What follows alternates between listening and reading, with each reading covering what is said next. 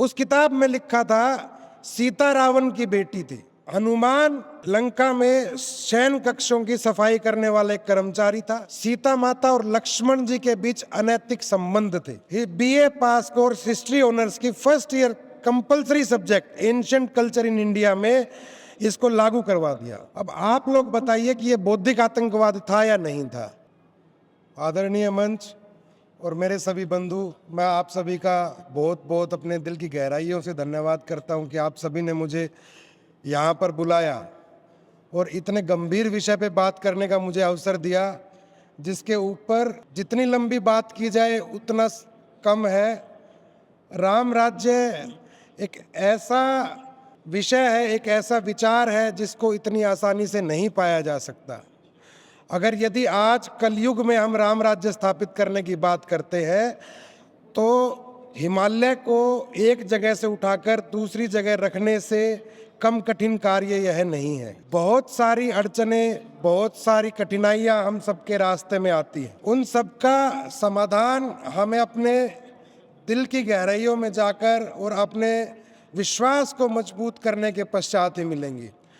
कुछ एक आधी चीज़ों का मैं आपके सबके सामने एक बताना चाहूँगा कि आज भारत की स्थिति वह स्थिति नहीं है जब राम राज्य की परिकल्पना इतनी आसान हो कि जैसे आज उसको सोचा और आने वाले कुछ वर्षों में वह लागू हो गई। मैं दिल्ली विश्वविद्यालय में छात्र नेता के रूप में कार्यरत था। मैं दिल्ली विश्वविद्यालय में पढ़ता था। मैं उस समय की एक घटना का आप सबके सामने जिक्र करना चाहता हूँ। जब मैं दिल्ली विश्वविद्यालय में छात्र नेता के रूप में कार्यरत था, उस समय मनमोहन सिंह जो उस समय पे प्रधानमंत्री होते थे 2008, उनकी बेटी डॉक्टर उपेंद्र सिंह दिल्ली विश्वविद्यालय में हिस्ट्री डिपार्टमेंट में एक प्रोफेसर के रूप में कार्यरत थी। और ए.के. रामानुजन जो एक वामपंथी इतिहासकार जिनको कहा जाता है, उन्होंने किताब लिखी 300 रामायण्स। उस किताब में लिखा था सीता रावण की बेटी थी। रावण ने गर्भ धारण किया और 9वें महीने में उसको छींक आई और उस छींक के माध्यम से सीता माता का जन्म हुआ। हनुमान लंका में शयन कक्षों की सफाई करने वाला एक कर्मचारी था। सीता माता और लक्ष्मण जी के बीच अनैतिक संबंध थे। और इस पुस्तक को डॉक्टर उपेंद्र सिंह ने बीए पास कोर्स हिस्ट्री ऑनर्स की first year compulsory subject ancient culture in India में इसको लागू करवा दिया। अब आप लोग बताइए कि ये बौद्धिक आतंकवाद था या नहीं था। जिस भगवान श्री राम का एक भव्य चित्रण हम अपने घरों में सुनते हैं, अपनी माताओं से, अपनी बहनों से, अपने परिवारों से, उनके बारे में एक बच्चे को क्या लिखना पड़ेगा अपनी एक डिग्री प्राप्त करने के लिए। हम लोगों ने इसके खिलाफ आवाज़ उठाई। मुद्दा 2008 का है। उस समय में हमने प्रदर्शन किए, गिरफ्तारियां दी। जब गिरफ्तारियां हुई तो एक दिल्ली विश्वविद्यालय के बच्चों को पकड़ने के लिए 2-2 टेम्पो में पुलिस भरकर आने लग गई। 4-4 बजे सुबह छापेमारी होने शुरू हो गई। आज आप एक विचार कीजिए, यदि भारत का गृह मंत्री किसी एक व्यक्ति को गिरफ्तार करने के पीछे लगे तो उस व्यक्ति की क्या स्थिति होगी। शिवराज सिंह पाटिल उस समय के गृह मंत्री होते थे और वो हमारे पीछे लगे। हम लोग जेल में गए।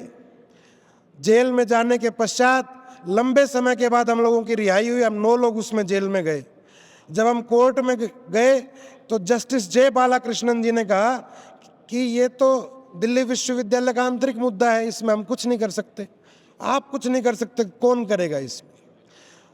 जब डॉक्टर उपेंद्र सिंह ने पूरी ताकत के साथ ये सब्जेक्ट लागू किया था तो उसको पता था कि उसके बाप का राज चल रहा है, और जब बाप का राज चलता है तो आंदोलन नहीं चलते। मुद्दा लोकसभाओं में उठा, विधानसभाओं में उठा, हाउसेज एडजर्न हुए। उसके पश्चात ये किताब सिलेबस से हटाई गई। मुकदमा आज भी चल रहा है। अभी 2 दिन पहले मैं उसकी तारीख भुगत के आया हूँ। आज इस घटना को लगभग 17 वर्ष हो चुके हैं, लेकिन आज भी हम इसमें फंसे हुए हैं। तो आज जो हम बात कर रहे हैं कि राम राज्य दूर नहीं है, मैं मानता हूँ राम राज्य दूर नहीं है यदि सभी संगठित होकर काम करें तो। लेकिन आज की स्थिति पर हम सभी को गौर करना चाहिए। जो स्थिति देश के अंदर है वो बिल्कुल भी इस अनुकूल नहीं है कि एक व्यक्ति आसानी से अपना कार्य कर सके, चाहे वो देश के किसी भी प्रदेश की बात हो। बंगाल में आज क्या स्थिति है वो हम सभी को पता है। मैं एक बात कहना चाहूँगा, उससे अनेकों लोगों को, मेरे साथियों को तकलीफ हो सकती है। किसी एक पार्टी ने कुछ किया कोई बात नहीं, लेकिन जो एक पार्टी किसी विचार को लेकर सत्ता में आई, आज वो कुछ नहीं कर रही है तो बड़ा तकलीफ होती है। पिछली सरकारों ने सामाजिक सामंजस्यता खराब होने का नाम लेकर 7-7 राज्यों की सरकारें बर्खास्त की। आज एक प्रदेश में, 2 प्रदेश में, अनेकों प्रदेशों में छोटी छोटी जगहों पर स्थितियां बहुत गंभीर हैं। सामाजिक स्थिति बची ही नहीं है, महिलाओं के साथ अत्याचार किया जा रहा है, लोगों के घरों में घुसा जा रहा है।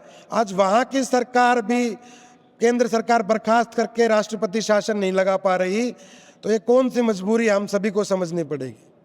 मैं बात को राजनीति की ओर ना खींचकर सामाजिक दृष्टि में लेकर आता हूँ, तो मैं सिर्फ एक बात कहना चाहूँगा कि राम ऐसा पथ था जिस पर भगवान श्री राम ही चल पाए, और उन्होंने अपनी मर्यादाओं के साथ चलकर अपने जीवन को आगे बढ़ाया। और ऐसे उदाहरण हम सभी के लिए स्थापित किए कि जिसके ऊपर चलकर सिर्फ एक बच्चा, एक व्यक्ति या एक समाज ही नहीं, पूरा देश अपने आप को एक गौरवान्वित और एक प्रतिभाशाली समाज के रूप में स्थापित कर सकता है।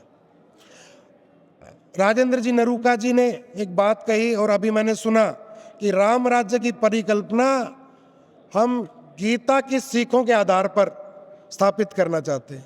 मुझे ऐसा लगता है कि सबसे प्रभावशाली रास्ता यदि कोई राम राज्य लाने का हो सकता है तो वो श्रीमद् भागवत गीता की सीखों पर चलकर ही हो सकता है, क्योंकि भगवान श्री राम ने अपना सारा जीवन मर्यादाओं के ऊपर जिया, और भगवान श्री कृष्ण ने कर्म को अपना रास्ता बनाया। भगवान श्री कृष्ण दुनिया के सबसे बड़े नेगोशिएटर हुए। उन्होंने पूरा राज्य छोड़कर सिर्फ 5 गांवों की मांग करी थी, तो इससे बड़ा नेगोशिएशंस कोई कर नहीं सकता। और उसके पश्चात जब वो मांग भी नहीं मानी गई तो उन्होंने अपने कर्म का रास्ता पकड़ा और उस रास्ते पर चले जो आज पूरे विश्व में जिसके एक उस घटना को गाया जाता है, उसका लोहा माना जाता है। मैं अब ज़्यादा नहीं कहूँगा क्योंकि बड़े बड़े वक्ता बैठे हैं। मेरा बोलना तो सूरज को दीपक दिखाने की भांति है, तो मैं अपनी वाणी को विराम दूंगा। एक बार आप सभी का मुझे यहाँ बुलाने के लिए बहुत बहुत धन्यवाद। जय श्री राम।